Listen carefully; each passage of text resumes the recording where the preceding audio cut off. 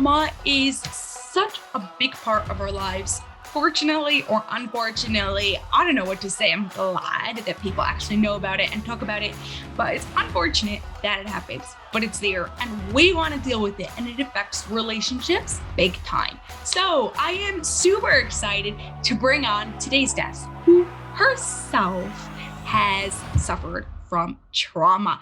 But first, if you like anything in this episode, don't forget to share it with someone else who you think will benefit from it so they too can benefit from it, and screenshot it and tag me in it so I can know and thank you for sharing it so more people could know about this and talk about this, because trauma, no matter how much it's spoken about, could get spoken about more. So are you ready for today's guest, who is a psychotherapist, speaker, and podcast host who suffered from trauma and PTSD and eating disorders herself, and today hosts the Light After Trauma podcast together with her husband. Thank you so much, Alyssa and David, for being here. I'm excited to be speaking with you. You want to start by telling us how you guys met? Yes, of course. Do you want to take this one? Yeah, sure. So we both met at work. As we like to say, we met in the romantic city of Camden, New Jersey. New Jersey, like me. Yep, that's right. Yes. Yes. Yeah. For anybody who doesn't know the city of Camden in New Jersey, it's one of the most, the highest crime rate towns of New Jersey.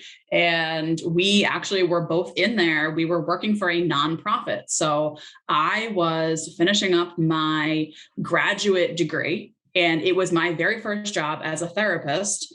And I was working with helping youth stay out of the juvenile justice system. So I was working with kids in the city of Camden who were gang members, who were getting into lots of fights, who were just engaged in a lot of crime. And David was a Vista, which, can you explain what that is? Because I'm still not really know. I'm not sure. Oh, wow.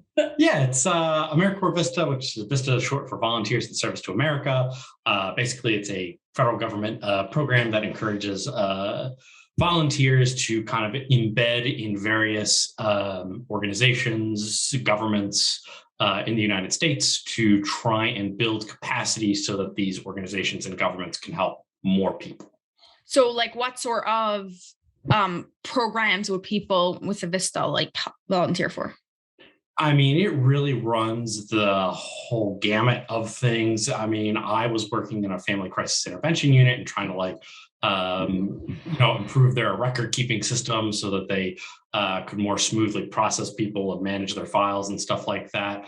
I mean, we've had people who were doing like violence interrupter programs, helping the city with environmental stuff, or locating, let's say, doing analytics and trying to find, food deserts within like cities and whatnot. So really, it can vary across the country in terms of, really it's what the community needs are that Vistas can then kind of go in and help them, whether it's with analytics or fundraising or other sort of capacity building, projects and programs. Did you do it as because of work that you were going for type of thing, to have as in your experience and resume sort of concept?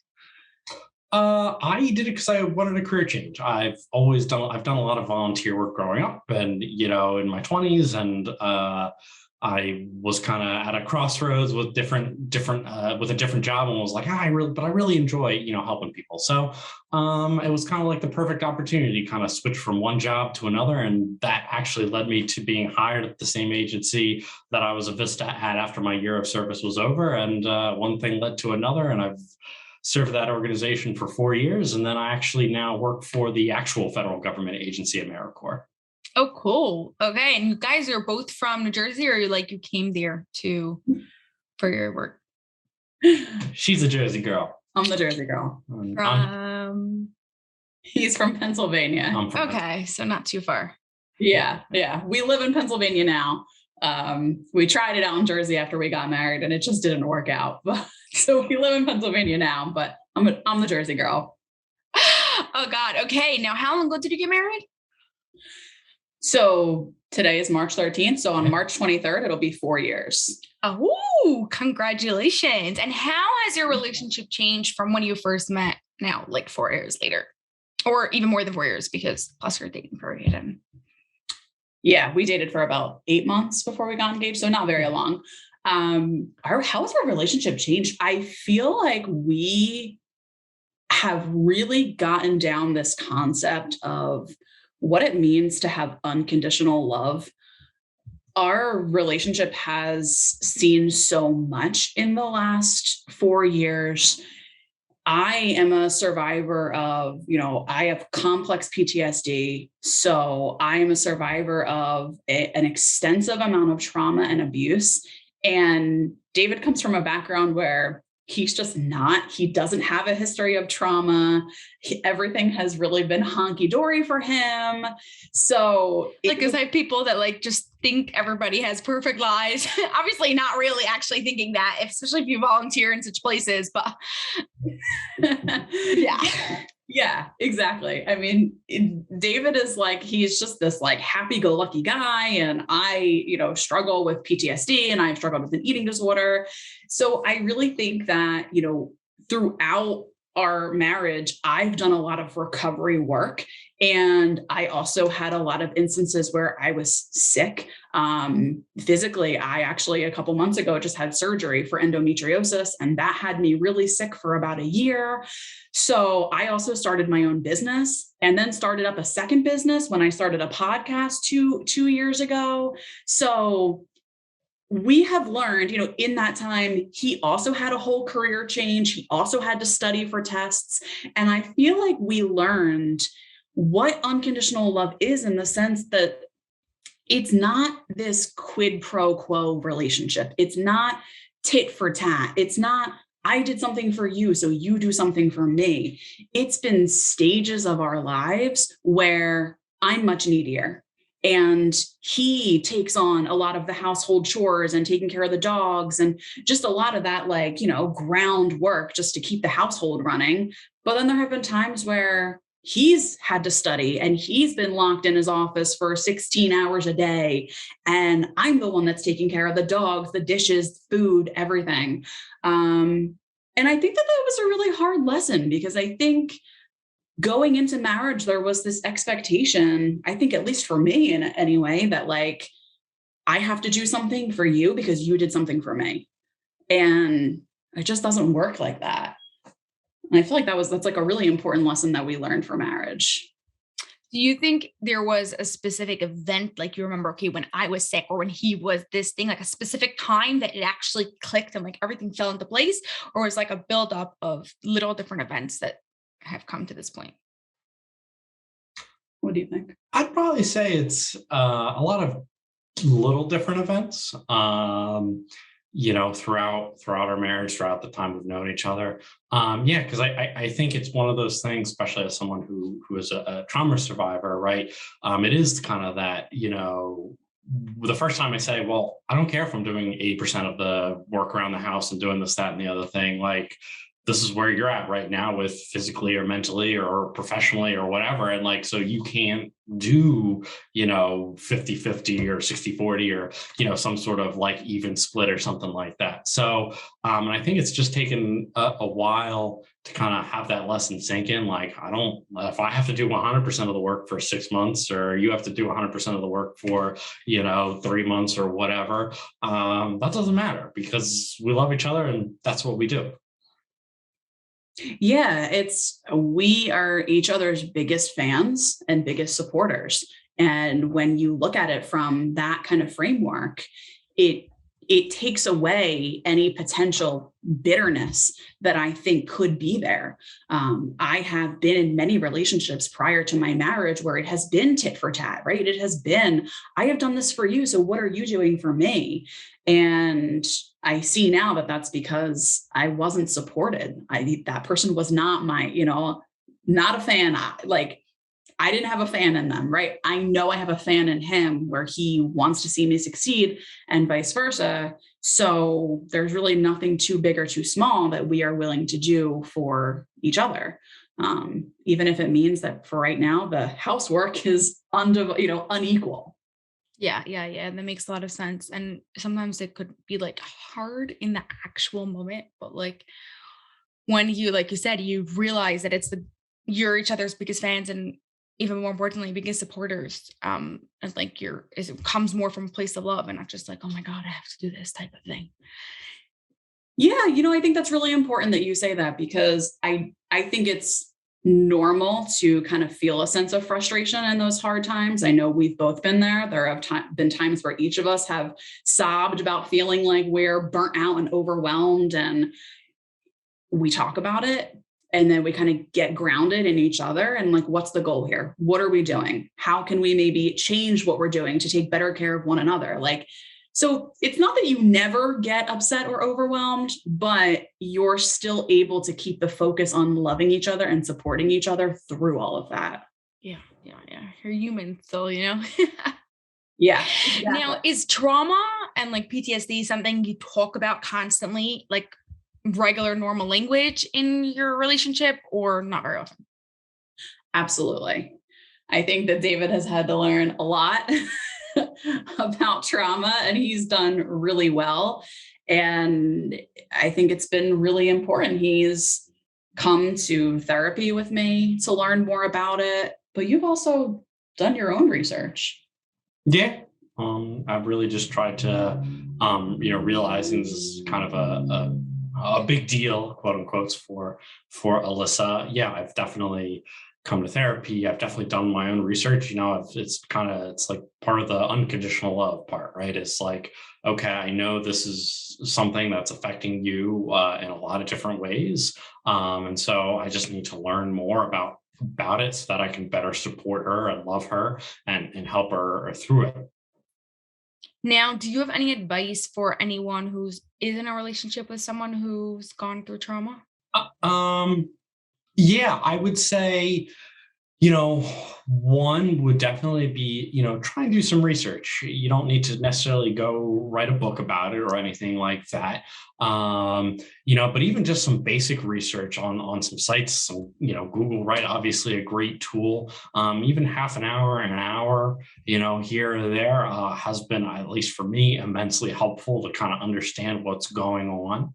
And then just, being, I think, patient, and kind of understanding that sometimes when she's upset or in some way, shape, or form, is to realize that maybe she's not upset at me or upset at something that I said or something like that, but it's the trauma and kind of that PTSD part, and kind of thinking about things in the past, and so it's just being patient with that and not taking personal offense, which is not to say that I've been perfectly in that, obviously, because I'm just a flawed human being as everybody else. And so I'm not perfect for sure.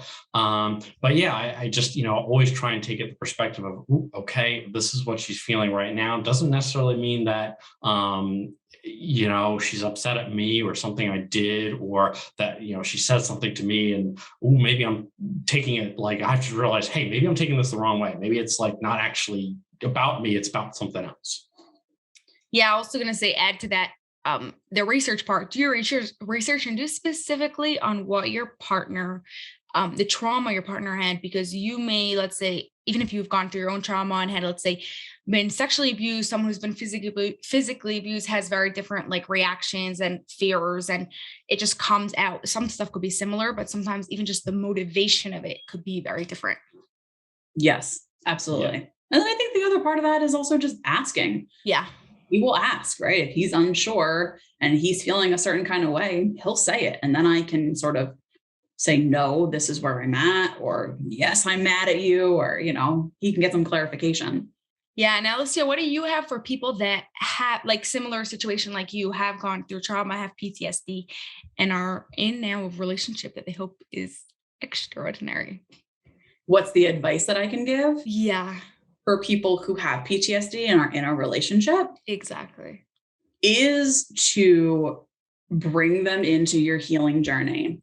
I think that there's this saying that lots of people love to sort of throw around, which is, you can't be happy in a relationship unless you're happy with yourself. And I understand the intent of that, but I don't fully agree, because trauma severs the bonds that we have with other people. It keeps us from having important and intimate relationships with other people, friends, family, romantic partners. Part of that healing is learning how to be in an intimate relationship again, especially when we're talking about sexual abuse, which is my history. So my biggest piece of advice is don't go it alone. Make sure, of course, with your partner's consent, that you're bringing them on board with this, whether it means they're coming to therapy with you, whether it means, they're, like David said, they're reading books on the subject, whether it means they're listening to podcasts on the subject.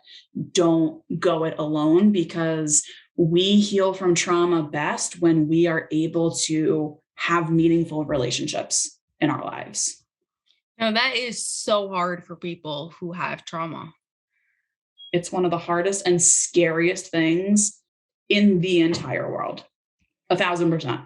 Yes, I will not talk about it. I mean, I hope I'm not coming off as if that is super easy, because it is so frightening, and I still have trouble with it. I still have trouble. There are times where, to this day, I will turn around at 10 o'clock at night and I will look at him and I will say, "Do you love me?" And he'll go, "Yeah." And I'll go, "Okay, but just like a friend, or do you love me? Love me?" I still struggle with it. I think I don't know if I want to say a lifelong struggle, because I don't know. I haven't lived all my life, but it is a struggle that will be with me, and I think many other people, for a long, long time. Yeah, but I like that even in your example that you gave, it wasn't like, oh, bottled up this emotion. Okay, he doesn't feel me. He doesn't love me. You brought him in and you asked him about it. You made it a conversation and you were like, okay, do you love me? And I need that reassurance. Do you love me? Like, really, really love me? But it's not like, okay, that's it. Bye. Like, I'm cuddling under a blanket and I'm ignoring you for 4 days because, like, I'm not sure if you love me or not. Yeah, exactly. Talking about that stuff is what helps those scary thoughts and feelings lose their power. If you're feeling like, oh, he's going to leave me, and you need reassurance, ask for it. Because when you ask for it, then those thoughts tend to get a lot quieter. Again, easier said than done, of course. Yeah. Yeah. Okay. Now, what's a ritual that keeps your relationship amazing? I'm like, tradition? What's I just slipped my mind. So wait, I'm sorry. Can you ask the question again? Yeah, what's a ritual that makes your relationship amazing? Like a ritual that you love. Do you have a favorite one? It could be more than one. I mean, I think for me, the one that I love the most is probably just when we kind of snuggle together on the couch, or in bed, and just are kind of like reading or watching TV, and we're just kind of up against each other, and we're just kind of, watching something, playing something, reading something, also kind of having like just a conversation. I just always feel then particularly closer to her during those moments. My favorite is when we dance. So David and I have bought, because I think that we have so much fun together, and I feel like that's a really important part of relationships, is that we just have a lot of fun, and we look ridiculous pretty much all of the time, and we're so sorry to our neighbors. But we purchased all of the Just Dance, like they're like the video games on, I think they're like on the Nintendo Switch, and maybe they're on PlayStation, but it's a really fun way for us to get a workout in, like exercise together, while also just looking absolutely ridiculous. So much fun. Yeah. Or like when we're cooking together, we'll put on like a Disney playlist and just scream the lyrics at the top of our lungs. I feel like music is a really important, like ritual for us, and it allows us to really have fun and be silly, which is also vulnerable in a way. So that's my favorite. Yeah. Oh gosh. Are you guys like musical, like playing instruments and stuff, or you just love music? I played instruments and whatnot throughout like my time in school, but haven't really picked up an instrument in quite a while. But and you? Yeah, we both did. Yeah. I played instruments too. I've played the piano, I played the flute, I played the saxophone. Not anymore. It's okay. We have Disney playlists instead. Exactly. Why would I do it when Disney does it better? Yeah, no, just thinking as you were like speaking about your rituals, going a little bit back to what you're talking about, the trauma, does your PTSD and your history affect your relationship with like your extended family? And like how do you manage that in your relationship? Oh, yeah. How do I manage issues with my extended family in my Mhm. relationship? Like in your marriage, like Oh, it has been hard. So to date, I don't speak to my extended family. We actually moved away to. So this is the first time I'm saying this on air, but I've hinted at it a lot in my podcast, so it's fine. We actually moved away to get away from them. We were really sick of being around them. They are extremely toxic and they've caused me a lot of harm. And it really affected our relationship, I think, when we were living in New Jersey, because I couldn't focus on the new family that I had with my husband because I was so consumed with being stressed out and triggered by poor interactions with my extended family. We would go to a family event and then somebody would talk about diets the whole time, which is very triggering for somebody when, I was very sick. I had to have like a high level of treatment at one point, and they all know that and they don't care. And, they just are extremely unsupportive of my journey. And it was really hard for me. I felt extremely abandoned. So he had to support me through a grieving process of the family that I always wanted, but ultimately will never have. So I feel like that was really hard, but moving away, I think has helped so much because I get to have relationships with the family members that I want to have relationships with. And that's been really healthy for me. And then the people we don't want to see, we don't see. So I think that moving was one of the best things. Putting space between us was one of the best things we could have done. Right. yeah, so like that like move, that grieving process is like super hard in that time. It's like so many emotions and so much things just going on, but like ultimately now it's so worth it. Yes. Do Absolutely. you have like with David's family, like were you able to find, obviously like no one could actually replace your family, but give you some sort of family just from David's end? Yeah, I would say a little bit. Yeah. I think so. I think so. David's family is always really good to me, and they know all about my history of trauma. They're very supportive of my business, of my podcast. They're always like, they'll reach out to me via email and ask me stuff. Or his family, they all live kind of far. They're all over the place. So we talk. Like, his grandfather treats me like I am his own grandchild. His grandfather is so good to me. His parents are so good to me. So yeah, I feel like they've been great. Yeah, how's it like for you, David? Yeah, it's nice to know that like my family treats her as kind of like as part of the family, right? That I think certainly puts a lot less strain on us to know like, hey, we do have, kind of family that supports us in various shapes and forms and whatnot. And Yeah, I mean, I think it's nice. It's kind of like an extra support network of folks who can help a little bit with, that kind of grieving process, because you have kind of this other family who's around. Yeah, his family sees the light in me that my extended family wanted to suppress. And that has been really healing. So healing. Yeah. Oh, gosh. Do you have any, maybe from a professional perspective, a little bit more, but someone who unfortunately isn't like you, who doesn't have that family, maybe they're not in a relationship or even their partner's relationship, their partner's family isn't so supportive, and they need to like set the boundaries, maybe they can't move away. Like, how could you actually make those boundaries with those toxic people in your life? Yeah, it's also, I think, one of the hardest parts of trauma work to do. And I think what I recommend is starting within yourself.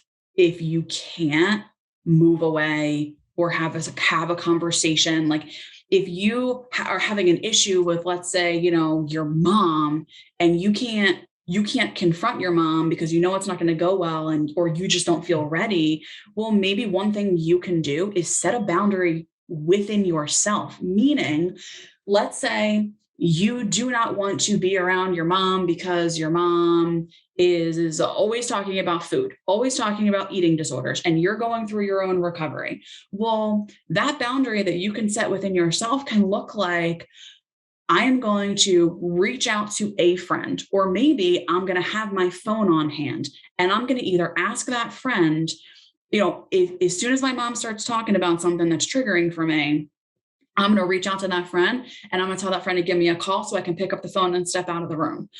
Or you don't even need a friend.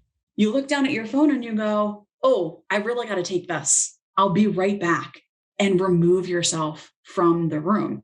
You're not telling anybody that you're triggered, because it doesn't sound like, you might not be ready for that yet, but you're also protecting yourself. Maybe there's an event that you are invited to that isn't going to be good for you to go. You're busy. You can say no.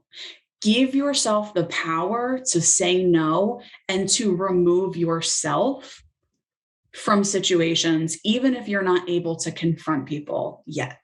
Does that make sense? Yes, that makes a lot of sense. And it sounds so simple when you say it, but it's like, everyone know it's so much work. It's like just that saying no and putting that boundaries.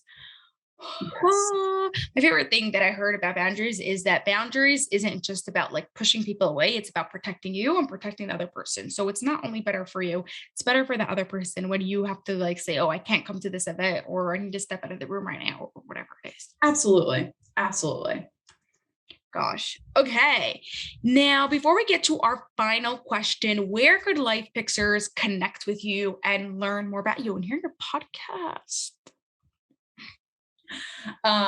So wait, I'm sorry. I totally just drew a blank. Can you ask that question one more time? Yeah. So where can we connect with you and learn more about you?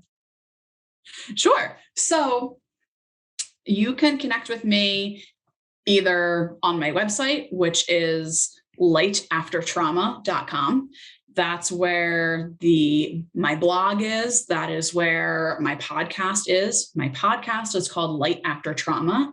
It's a podcast that is really focused on helping those who are looking for more support in their recovery process, or it's, offering mental health support for those who maybe can't afford therapy or don't have access to therapy. So it is a free podcast with new episodes every week. And David does all of the editing. So he's also very, working very hard on the podcast. So yeah, it's lightaftertrauma.com, or just the podcast is Light After Trauma, and it can be found really wherever you like to listen. And I'm also on Instagram at Light After Trauma. Yeah, so I like that everywhere. Like trauma, and the links will all be in the show notes. So perfect. Now, question: why is your logo like a sunflower? Where did you get that from? So I actually think it's really fitting right now, because the sunflower is the flower for Ukraine, which I did not know until recently. So I'm like, oh, this is it's so fitting right now. But I picked a sunflower because sunflowers have just always made me happy. And I always loved this quote. I heard it in high school, actually. So, God, so long ago, probably 15 years ago at this point. And one of my favorite quotes is, turn your face to the sun and let the shadows fall behind you. And it's something that I kept really near and dear to my heart as I was actually grieving the loss of my extended family and knowing that I was never going to have the relationship with them that I wanted. And I just kept telling myself, turn your face to the sun and let the shadows fall behind you. And that's what sunflowers do. They turn towards the sun. So in creating this podcast, I knew that it needed to incorporate some form of a sunflower. So that is the story behind that. Well, that's pretty cool. Thank you. Okay, final question. One that I ask everyone is, how would you describe an extraordinary relationship without using love, trust, or connection? I would describe it as finding beauty in the everyday things with one another. That's my final answer. So, did you have one? No, I think that Let's hear yours. I'm so curious. Like, at least this is beautiful, but like, I like hearing different people's opinions. I think Pressure's on. I would say it's just kind of it's just like unconditional and forever. Because I think that's something I often say to Alyssa. And I think that really just sums up like kind of like the love and connection and stuff like that. But it's like the type, right? It's a very deep, intertwined, kind of love and connection. It's just unconditional, and it's forever. It's not going to go away, now or 100 years from now. Awesome. I like that so much. Well, thank you so much, Alyssa and David, for being here. I really enjoyed talking to you today. Thank you for having us. It was a pleasure. Yes, this is fun.